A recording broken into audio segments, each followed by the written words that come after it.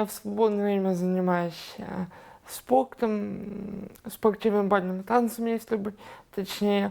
Вот. И каждую свободную минуточку, в выходной день у меня, как правило, проходит на паркете в зале с моим любимым преподавателем Екатериной Римской, которая меня, скажем так, воспитывает в танцевальном плане. Вот, так что готовимся к чемпионату Европы 2016 года.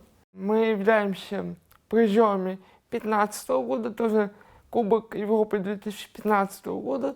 Вот и сейчас буквально в эти выходные будет чемпионат, международный чемпионат Европы 2016.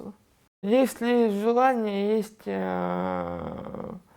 желание, возможность, главное, чтобы желание было, возможность найдется. Поэтому я с самого, так сказать, в 13 лет хотел заниматься танцами. Вот меня вдохновил фрагмент из фильма «Мой ласковый нежный зверь». Я когда увидел, думаю, если они могут, если проводится панамериканский чемпионат по разным видам спорта, то почему не попробовать себя в танцах? Вот, и вышел на паркет. Достаточно, я считаю, что это достаточно удачно. Если у тебя есть желание, сила воли и, главное, это Богу угодно, то все получится. Вы сами для себя решаете, кто вы. Если вы говорите, я инвалид, который там, не знаю, не могу ходить, да хорошо, вы скрещиваете руки на груди и ждете даму с косой.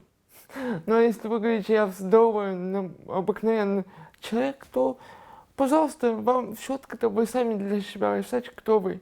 Поэтому надо просто иметь желание, как говорится, желание есть, а возможно найдется.